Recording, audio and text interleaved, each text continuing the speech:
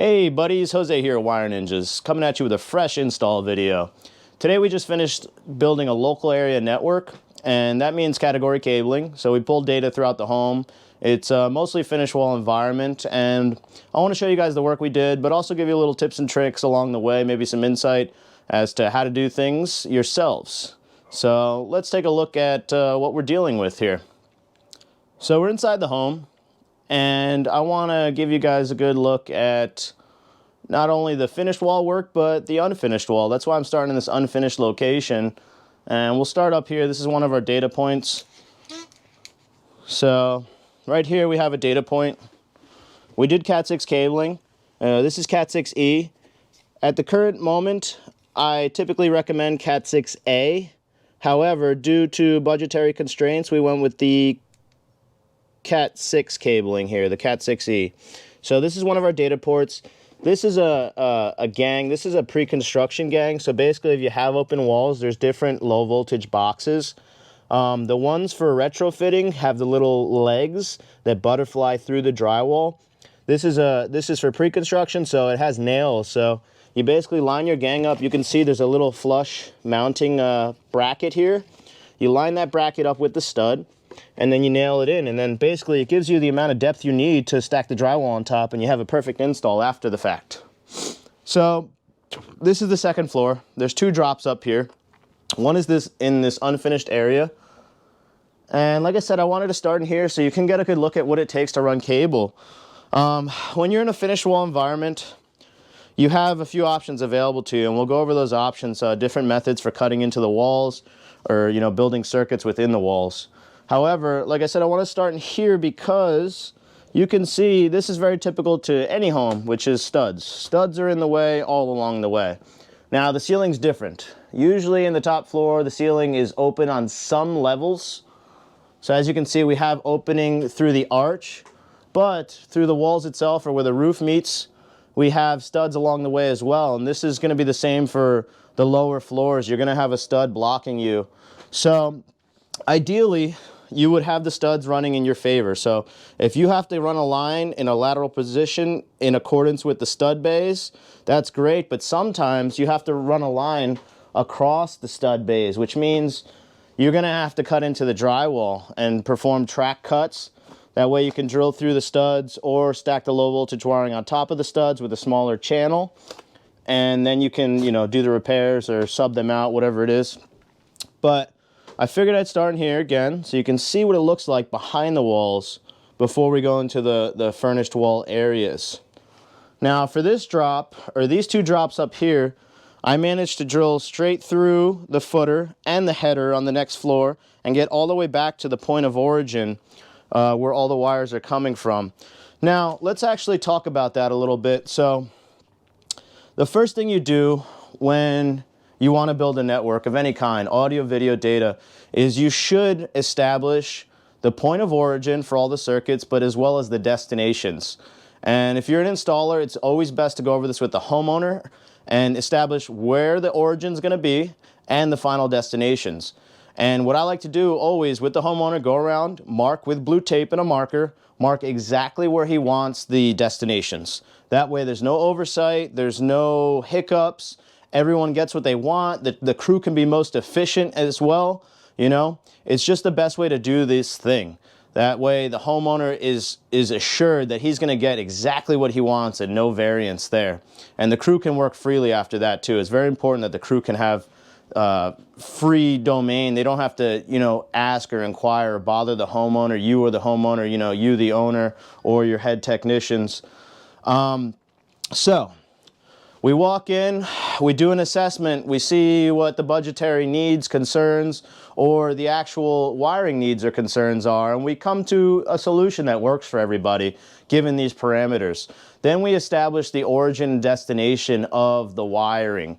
After the origin and destination are established, you can then go ahead and do what you need to do with probing, probings, maybe some small cuts, probe with a snake, probe with a camera, borescope, whatever it is to basically develop or establish the wire path.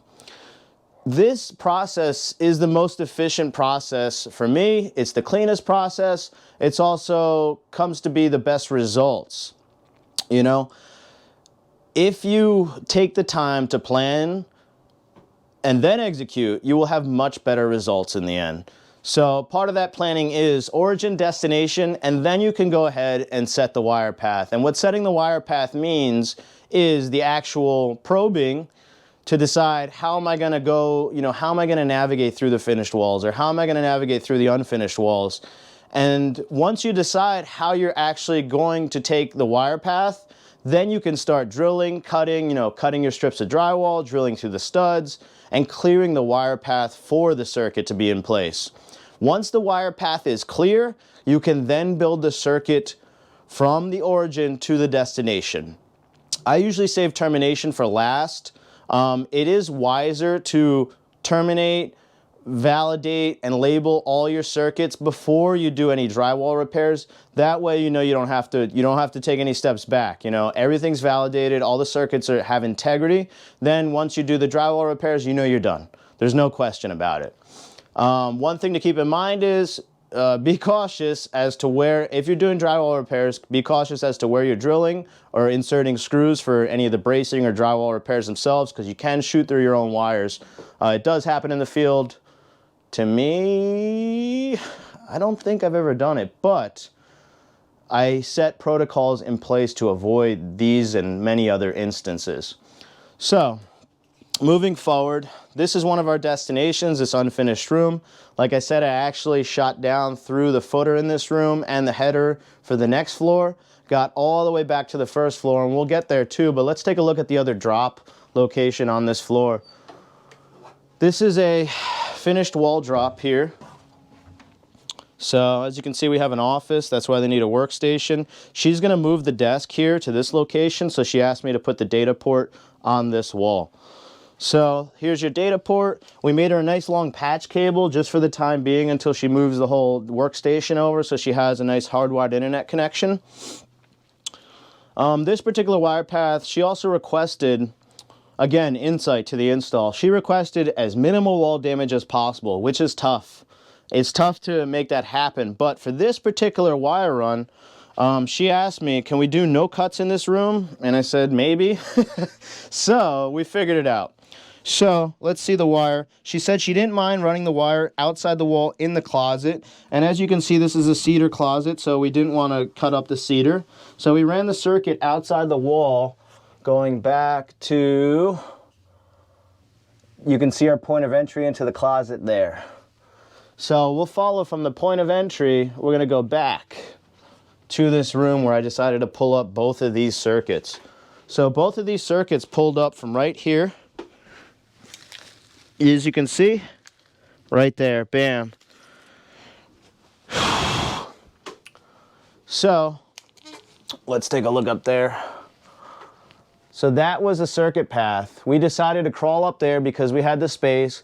We could walk all the way to here, where I drilled through, shot up a snake. We taped the wire on up there, and we pulled the wire through with one of our fiberglass fish rods, or snakes as I call them, and we got the wire in place. So these top two floors were fairly simple and easy because we had a finished or an unfinished location. All right, guys, so that's going to be a wrap on the data cabling gig we did here. I try to show you guys a little bit more, I want to show you guys as much as possible, lend my insight, my skills, my techniques, whatever it is, anything I could do to help you guys. This is a beautiful thing to me. So I'm going to get more in depth as we go and try to develop, something special here on the channel. I do want to make more videos on actually in-depth install, so like literally how we do things and show you guys firsthand, us cutting through a wall, us drilling through a wall, or us encountering, a stud or a beam and how we work around these things, how to solve these problems live in the field. So look forward to that, and we'll see you in the next one.